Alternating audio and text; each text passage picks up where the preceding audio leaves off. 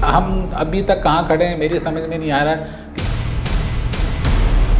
अभी तक कई इलाकों की इंडस्ट्री की जो बिजली है जो बहाल नहीं हुई है।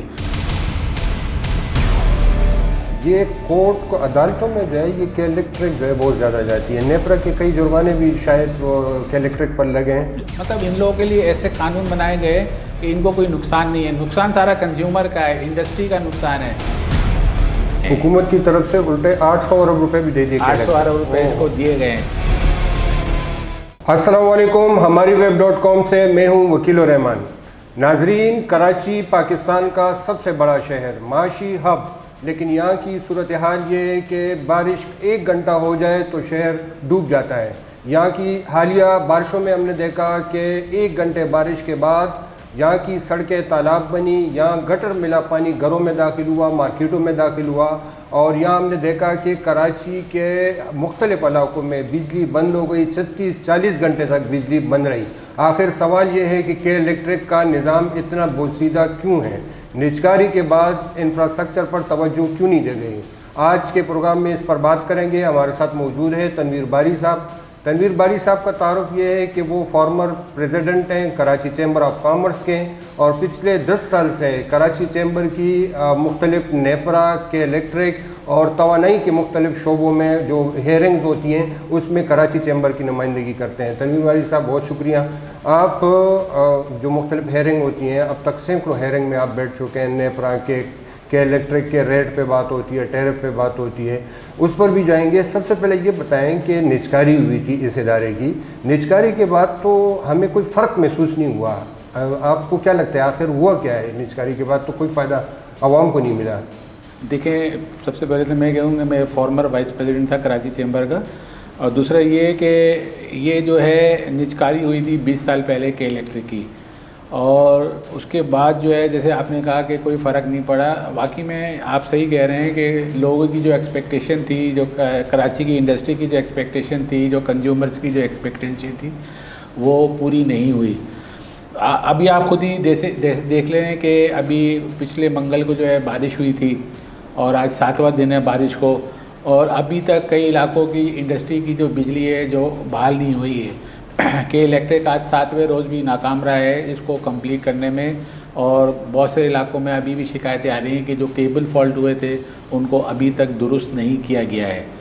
तो और उसके बाद आपने ये भी देखा कि जैसी बारिश हुई और तकरीबन 300 से फीडर से ज़ायद बंद हो गए कराची के, और वो फीडर भी जो है तकरीबन उनको भी बहाल होने में 24 घंटे और 48 घंटे लगे। अभी आप ये देखें कि दुनिया कहाँ पहुँच गई है, दुनिया कहाँ तरक्की कर रही है। हम बात कर रहे हैं कि 50 बिलियन तक एक्सपोर्ट लेके जाएंगे अपनी, और हमारी ये सूरत हाल है कि ज़रा सी बारिश हो जाए तो अभी यहाँ कराची में आप देखें कि 100, 125 या 130 मिलीमीटर बारिश हुई होगी।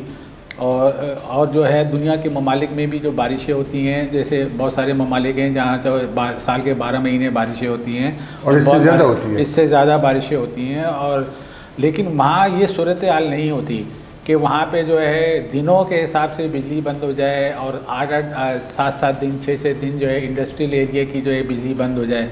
लेकिन हमारे यहाँ देखें अभी तक हम कहाँ खड़े हैं कि हमारे यहाँ जो है बिजली जो है अगर बारिश हो जाए तो बिजली जो है वो बंद हो जाती है। अभी जैसे दुनिया के ऐसे ममालिक हैं जहाँ साल में जो है 1000-1500 मिलीमीटर बारिश होती है, और हमारे यहाँ जो है अभी जैसे 130 हुई है, और इसके बाद अभी कोई ऐसी ख़ास बारिश का इम्कान नहीं है। लेकिन जो है आप ये देखें कि मामूली, मैं इसको मामूली बारिश कहूँगा, ये इतनी बारिश नहीं थी, लेकिन इस मामूली सी बारिश में जो थे वो फीडर ट्रिप हो गए, और लोगों को सूरत हाल का जो है सामना करना पड़ा, तकलीफ़ हुई। और देखें आजकल बिजली की वजह से जो है इंटरनेट की सर्विस भी स्लो हो जाती है, और जो है जो रोमिंग है वो भी कम हो जाती है, बंद हो जाती है। तो मतलब ये हम अभी तक कहाँ खड़े हैं मेरी समझ में नहीं आ रहा कि हम कहाँ जा रहे हैं। हमारी सूरत हाल अभी भी तक हम जो ऐसा लग रहा है कि 50 साल पुराने ही खड़े हैं, और अभी तक हम अपने मामलात को दुरुस्त नहीं कर पाए। के इलेक्ट्रिक ने इंफ्रास्ट्रक्चर में जो है ज़ाहिर की प्राइवेटाइजेशन से पहले बात हुई थी कि कराची के बिजली के जो इंफ्रास्ट्रक्चर है इसको बेहतर किया जाएगा। इसमें आपको लग रहा है कि के इलेक्ट्रिक ने कोई इन्वेस्टमेंट की है, कोई बेहतरी लाई है? देखें, के इलेक्ट्रिक का तो ये हाल है इस वक्त कि मैं अब बात शुरू ये करूँगा कि कि अभी जो नेपरा ने जो डिस्कोस का जो है, एक तो के इलेक्ट्रिक है जो पूरे पाकिस्तान में एक वाहिद प्राइवेट कंपनी है, बाकी डिस्कोस सब जो है वो गवर्नमेंट के मातहत चलते हैं। तो अभी जो नेपरा ने 2025-26 के लिए जो डिस्कोस का जो बेस टैरिफ का जो एवरेज टैरिफ जो डिटरमिन किया है वो तकरीबन 32 रुपये है, और के इलेक्ट्रिक का जो किया है वो 44 रुपये है। अच्छा जी। अब ये जो 12 रुपये का जो फ़र्क है, ये government of Pakistan subsidy tariff differential subsidy के सूरत में के इलेक्ट्रिक को देगी, यानी 10 रुपये यूनिट ज़्यादा दे जी 12 रुपये यूनिट तकरीबन बनता है। तो ये जो है, और ये जो टैरिफ डिफरेंशियल सब्सिडी दी जाएगी, ये जो आवाम के टैक्सों से दी जाती है। अच्छा। हाँ, और देखें के इलेक्ट्रिक 2005 में जो है प्राइवेटाइज हुई थी, और 2006 से लेके अब तक के इलेक्ट्रिक को 800 बिलियन रुपीस जो है टैरिफ डिफरेंशियल सब्सिडी के सूरत में मिल चुके हैं। हुकूमत की तरफ से उल्टे 800 अरब रुपए भी दे दिए, 800 अरब रुपए इसको दिए गए हैं। अब यही हिसाब लगाना है कि 800 अरब रुपए से कितने स्कूल बन जाते हैं, या कितने अस्पताल, कितने लोगों को फ़ायदा होता।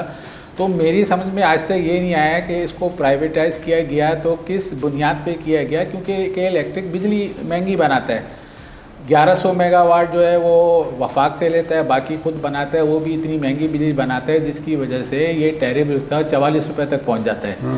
अब तो खैर 1100 से ज़्यादा हो गया, तकरीबन 2000 मेगावाट तक जो है इनका हो गया है। लेकिन अभी भी जो है अब ये है कि सूरत हाल ये है कि हमें कराची वालों को FCA की सूरत में जो है वो एक बेनिफिट मिल रहा था 3-4 रुपये का, 5 रुपये का, जो federal government FCA fuel charges adjustment की। ठीक है। देखिए 2 साल पहले जो है डिस्कोस को जो है वो उनका FCA जो था वो नेगेटिव में आ रहा था, और के इलेक्ट्रिक का पॉजिटिव में आता, और कराची वालों ने वो पॉजिटिव FCA भरा, मतलब बेस टैरिफ के अलावा FCA भी भरा। लेकिन अभी कुछ महीनों से कराची का FCA जो है वो जो था नेगेटिव में आ रहा था, और कराची वालों को बेनिफिट मिल रहा था और डिस्कोस को नहीं मिल रहा था।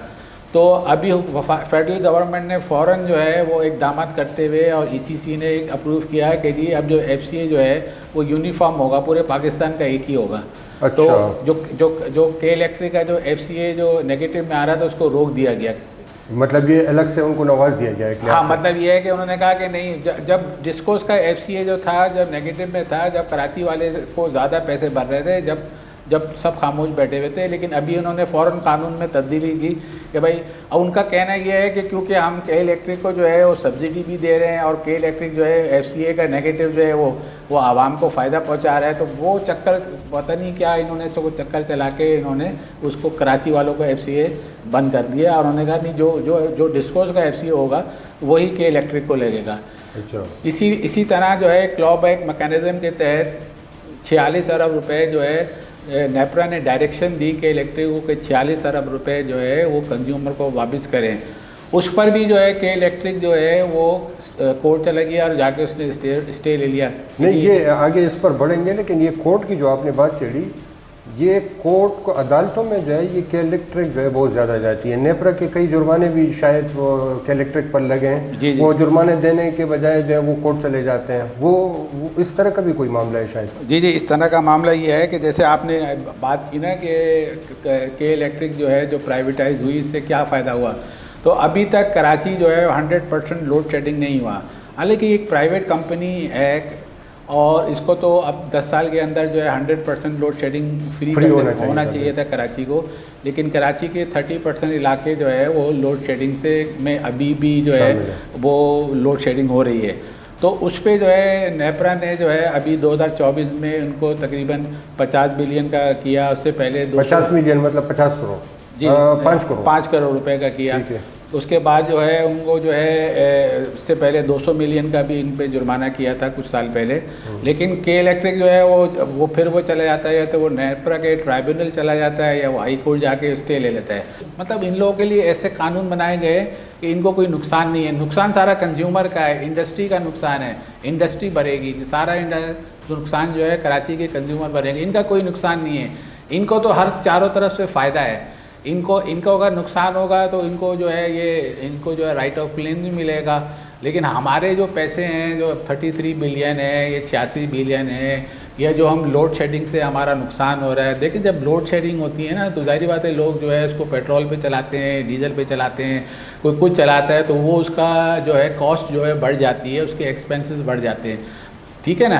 अब ये जो है लोड शेडिंग जो है ये फीडर की बुनियाद पे करते हैं। अब ये एक फीडर बंद करते हैं तो सारे PMTs बंद हो जाते हैं, और उसमें वो PMTs भी बंद हो जाती हैं जो डिफ़ॉल्टर्स नहीं होते, जो लोग बिजली का बिल दे रहे होते हैं उनके भी बंद हो जाते हैं, वो भी परेशान होते हैं। उनको नेपरा ने कई दफ़ा डायरेक्शन दिए है कि आप जो है वो फीडर की बुनियाद पे नहीं करो, PMT की बुनियाद पे करो और आप अपने सिस्टम को ठीक करो, लेकिन वो लोग करते ही नहीं हैं। वो बस उनको पता है कि अगर नेपरा तो अगर उन पर जुर्माना लगाएगा तो वो कोर्ट चले जाएंगे और जाके स्टे ले लेंगे और कुछ भी नहीं होगा उनके साथ। लेकिन एक सवाल है ना कि जब आप अरबों कमा रहे हैं तो कुछ तो लगाए भी ना, कुछ शहरियों का कुछ हक बनता है कि उनके लिए कुछ नए पोल लगाए जाएं, कुछ ये फीडर और ये जो बाकी ट्रांसमिशन या जो बिजली की तरसील है इस निज़ाम को ही कुछ बेहतर किया, कुछ तो लगाए। नहीं, ये तो आप ये देख लेना, अगर इन्होंने अगर जो इन्वेस्टमेंट की होती है इन चीज़ों पे, तो ये जो अभी बारिश हुई है, जो मैं समझता हूँ कि मामूली सी बारिश है,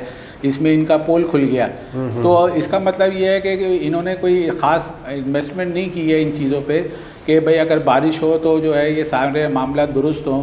अभी भी मुझे नहीं पता है कि अभी भी मेरे पास, अभी जैसे आपसे मैं इंटरव्यू से पहले मेरे पास फ़ोन आया, इंडस्ट्री वाले का ही फ़ोन आया कि उसका केबल फॉल्ट है। आज 7 दिन हो गए, कल 8वां दिन हो जाएगा बारिश का। तो उन्होंने उसका जो है वो दूसरे जो है रेजिडेंशियल एरिया पे जो है शिफ्ट कर दिया है, लेकिन वो केबल फॉल्ट जो है अभी तक दुरुस्त नहीं कर पाए। तो मतलब इनके आप देख लें कि ये सूरत हाल है कि यहाँ पे जो है ये मामला चल रहे हैं। नहीं तो एक देखें, इसमें एक जो हमें नज़र आ रहा है, क्योंकि कराची में आपके पास कोई और ऑप्शन ही नहीं है, मतलब एक ही कंपनी है और वो भी प्राइवेट कंपनी है। वो चाहे बिजली महंगी दें आपको, लोड शेडिंग करें, फीडर बंद कर दें, कुछ भी करें, आपके पास तो कोई दूसरा इख्तियार। तो ये आपको नहीं लगता कि ये शायद इस वजह से ब्लैकमेल कर रहे हैं हुकूमत को, नेपरा को और सबको?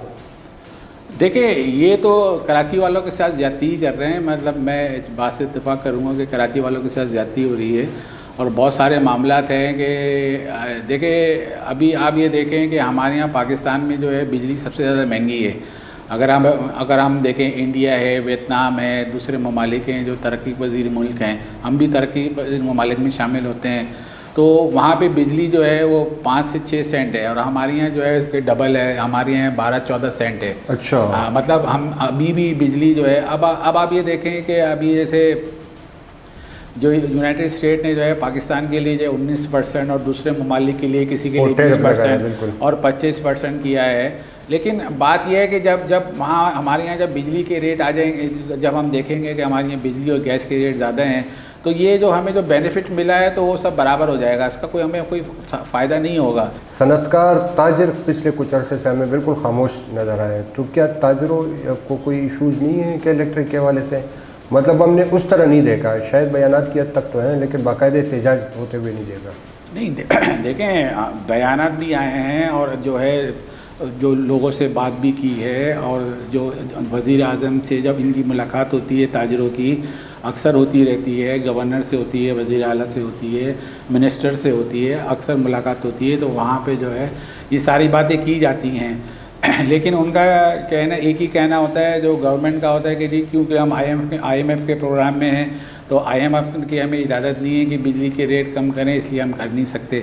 क्योंकि अब ये देखें ना, ये इनका क्या मसला है, इनका मसला ये है कि जो पिछले सालों में जो IPP से मुआहदे किए गए, तो उसमें ये था कि भाई आप बिजली बनाओ ना बनाओ, आपको जो है कैपेसिटी पेमेंट मिलेगी। तो अभी भी देखें, पहले जो थी, अभी इन्होंने कुछ IPP से जो है दोबारा उन्होंने मुआहदे जो है उन्होंने असर उनसे मुज़ाकरात किए और उसमें खाली 2 रुपये का ही फ़र्क आया है। मतलब अभी भी जो है पहले 19 रुपये, अभी आप ये देखें तो हमारा जो बेस टैरिफ है उसमें 19 रुपये पहले हम जो है कैपेसिटी पेमेंट देते थे, लेकिन अभी भी हम जो है 17 रुपये जो है कैपेसिटी पेमेंट, 2 रुपये का फ़र्क पड़ा है, 2 रुपये का फ़र्क आया है। अच्छा, मुझे ये बताएं, आप अभी तक सैकड़ों जो है नेपरा और के इलेक्टर इस तरह की जो हेयरिंग्स है उसमें आप शरीक होते रहे, ऐसे क्या स्ट्रेटजी जो है कि इलेक्ट्रिक की रहती है कि जिसकी वजह से आप ताजर भी वहाँ जाके चीखते हैं, सारिफ नुमाइंदे भी जाते हैं और नेपरा के सामने, लेकिन सब कुछ होता है, लेकिन एट द एंड जो है कुछ नहीं होता। क्या इलेक्ट्रिक बच जाती है हर तरह की कार्रवाई जी, मैंने वही बताया ना कि जैसे नेपरा जो है वो तो ऑर्डर करती है। जैसे इंक्रीमेंटल का जो 33 बिलियन का है वो नेपरा ने ऑर्डर किया है कि जी इंक्रीमेंटल पैकेज कराची के लिए हो दिया जाए। तो लेकिन वो उस पर जो इन्होंने स्टे ले लिया। इसी तरह क्लॉबैक का भी, उसी तरह जो है लोड शेडिंग का भी है। तो जो के इलेक्ट्रिक के ख़िलाफ़ जितने भी फैसले आते हैं ना, तो के इलेक्ट्रिक उनके ख़िलाफ़ जो है स्टे ऑर्डर लेके जाके कोर्ट में बैठ जाती है। अच्छा, दूसरे मसले आते हैं बिजली सस्ती करने के। हम जैसे कहते हैं कि बिजली सस्ती करें, तो अब वो फिर वही बात आ जाती है कि जी वो ऊपर से होता है कि जी IMF का है। अभी भी देखें इंक्रीमेंटल का, जैसे एक के 33 बिलियन जो है हमारे इंडस्ट्री वालों के निकलते हैं, तो उसमें जो है हर साल जो है वो गवर्नमेंट ऑफ पाकिस्तान जो है उसमें जो है जो बजट में है उसके लिए पैसे भी रखती थी। लेकिन इस साल जो है उन्होंने इसके लिए जो है शायद पैसे भी नहीं रखे कि जो है उसको सब्सिडी जो है जो हमारी इंक्रीमेंटल की, क्योंकि वो कहते थे हम IMF के प्रोग्राम में, और अब हमारे जो है मुज़ाकरात भी हो रहे हैं सिलसिले में, हम जो है वो कहते हैं पावर डिवीज़न से कि भाई जो के इलेक्ट्रिक ने स्टे लिया है ना, तो के इलेक्ट्रिक के जो हिस्से के पैसे हैं वो एक तरफ करें, आपने जो देने आप तो वो दे दें। लेकिन वो कहते हैं कि जी कि जब तक के इलेक्ट्रिक जो है वो स्टे नहीं लेगी, जब तक मुकदमा वापस नहीं लेगी, जब तक जो है हम उसको जो है नहीं आपको देंगे। तो वो इसकी वजह से भी पेंडिंग में पड़ा हुआ है। तो बात ये है कि अच्छा, बिलिंग की अगर बात करें, लोग कहते हैं एक तो महंगी तो है ही, लेकिन एवरेज बिल के नाम पर, और कई जगह ये भी होता है कि जुर्माना लगा देते हैं, चोर डिक्लेयर कर दिया जाता है, न कोई सुनवाई होती है, न कोई वो होती है, आपको सफाई का मौका दिया जाता है और आप कह देते हैं कि चोर है और इतना जुर्माना भरें। तो इस तरह की बिलों, इस तरह की बातें होती हैं आपकी जब हेयरिंग वगैरह में आप ये बातें उठाते हैं? जी देखें, कराची चेंबर जो है वो जो चोरी की बिलों उनको कभी सपोर्ट नहीं करता। हमारे पास जो अगर चोरी के बिल भी आते हैं तो हम उसको सपोर्ट नहीं करते। और जो चोरी की बिल की जो आपने बात करी है, तो उसके लिए जो है वफाकी मुतसिब इदारा है, उसके अलावा नेपरा भी है। अगर किसी के साथ जो है ज़्यादती हुई है, अगर उसको एवरेज बिल आया है या चोरी का बिल आया है, तो नेपरा में दरख्वास्त दे सकता है, और उसके अलावा वो वफाकी मुतसिब में भी दरख्वास्त दे सकता है। तो वो फिर इसको फैसला वो तो फैसले होते हैं, लेकिन वही उसके बाद फिर जो कोर्ट में चले जाते हैं, या मुतसिब के फैसला, मुतसिब का फैसला तो अभी मोनिस साहब के खिलाफ एक फैसला आया था मुतसिब का, वो तो खैर उनका अपना पर्सनल मैटर है। लेकिन ये है कि ये जो बिलिंग के हवाले से तो नहीं होता है, वो डायरेक्शन उनको वफाकी मुतसिब है, नेपरा उनको डायरेक्शन देता है कि जो है आप जो है इनके साथ ज़्यादती हुई है। और लेकिन के इलेक्ट्रिक भी वाले भी आजकल जो है वो जब भी किसी को चोरी का बिल भेजते हैं या जो भी करते हैं, या तो उनके वो सबूत के साथ अपने मामलात को देखते हैं। वो जो तारे वारे कहीं जा रही होती हैं, तो वो सारी चीज़ें उसको चेक करके उसके बाद उसका बिल बनाते हैं। ठीक है, तो मुतसिब से मतलब आप कहते हैं कि सार्फिन को अगर वो समझते हैं कि उनके खिलाफ उनका जो बिल है वो गलत आया, तो मुतसिब के ये अच्छा एक फोरम है कि आप मुतसिब में जा सकते हैं, आप नेपरा में डायरेक्ट भी जा सकते हैं, आप कराची चेंबर के थ्रू भी जा सकते हैं।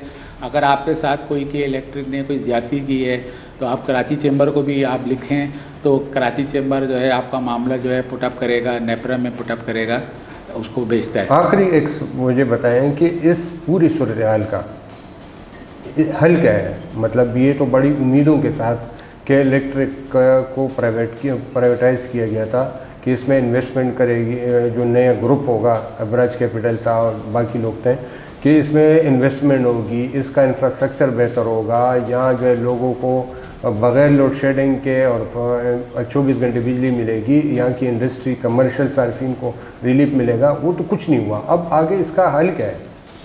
इसका हल ये है कि एक तो ये देखें, हमने नेपरा से बार बार ये कहा है कि देखें हमारे जो पैसे निकलते हैं उस पर तो के इलेक्ट्रिक जो है जाके स्टे ले लेता है, लेकिन आप जो है उनके मामलात को जो है सारे क्लियर रखते हैं। आप उनको सब्सिडी भी दे रहे हैं, 800 बिलियन की गवर्नमेंट ऑफ पाकिस्तान आज तक दे चुकी है, अभी भी उनको मिल रही है। उसके अलावा आपने उनको जो है राइट ऑफ क्लेम्स का भी 50 अरब, तो आप उनके भी तो पैसे रोकें ना।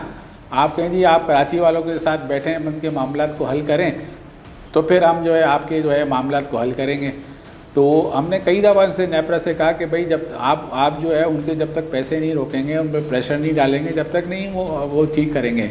उसके अलावा गवर्नमेंट पाकिस्तान को भी जो है इसमें जो है मिनिस्टर साहब को, जो एनर्जी के मिनिस्टर हैं, उनको भी जो है इसको पुट अप करना चाहिए और देखना चाहिए मामले अच्छा, को। ये ऑप्शन हो सकते हैं कि क्योंकि ये एक ही यूटिलिटी इदारा है ना, कि अगर कोई और यूटिलिटी इदारा है तो शायद कंपटीशन बढ़े, कुछ मुकाबले की फ़िज़ा बने और कुछ कारकर्दगी बेहतर हो, ये ऑप्शन हो सकता है? जी, इसके लिए देखें 2 साल पहले नेपरा ने जो है CTBCM लॉन्च किया था।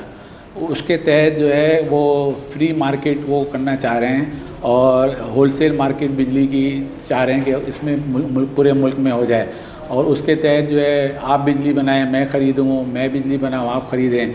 अब पहले तो ये होता था कि कोई भी बिजली बनाता था तो वो NTDC को बेचता था और उसके थ्रू जो है वो बिजली जाती थी। अब ये है कि हम उसमें ये है कि अब ये 2-4 महीने में या 6 महीने में शुरू होने वाला है और उसके बाद जो है मैं समझता हूँ कि ये अगर चल जाता है और तो इसमें ये होगा कि लोग जो है अपनी बिजली बनाएंगे और अपनी बिजली जो ज़्यादा बिजली होगी उसको बेचेंगे भी।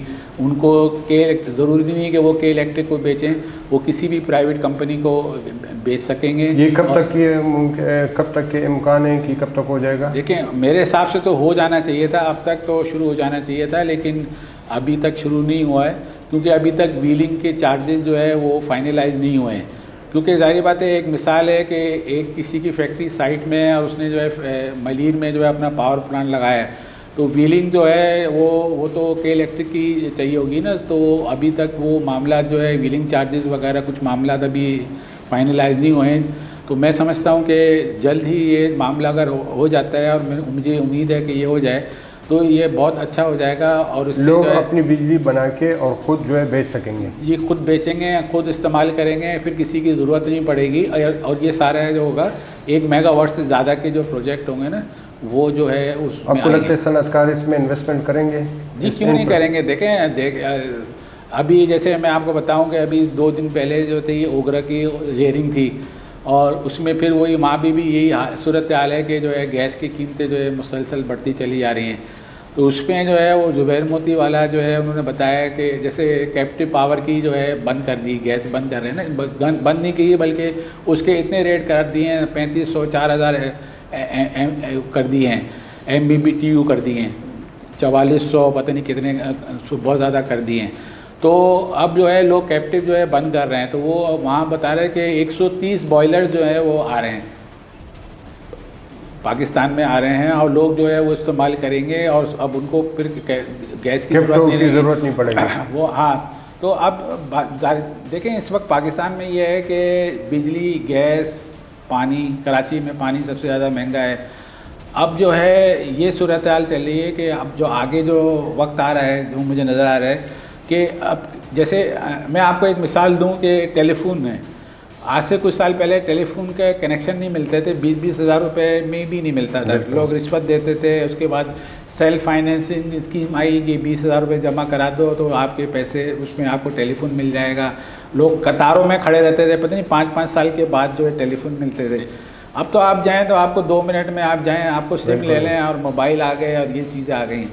अब ये जो आगे जो नज़र आ रहा है, मुझे ये नज़र आ रहा है कि ये जो के इलेक्ट्रिक है और जो डिस्कोज है इनसे कोई बिजली खरीदने वाला नहीं होगा। अच्छा जी, लोग खुद ही अपना जो है अल्टरनेट जो है अभी सोलर जैसे लगने शुरू हो गए, सोलर लगने लगे ना, सोलर लगने लगे, लोग बॉयलर इंपोर्ट कर रहे हैं, लोग जो है खुद ही अपना जो है जनरेशन का और गैस का, बिजली का, गैस का और पानी का भी जो है वो खुद ही जो है खारे पानी को मीठा करके जो है उसको लगा के, मतलब आप लोग जो है खुद ही अपनी बिजली बनाएंगे, खुद ही अपनी गैस का बंदोबस्त करेंगे, खुद ही अपने पानी का बंदोबस्त करेंगे, खुद ही अपनी रोडें बनाएंगे, गलियाँ बनाएंगे।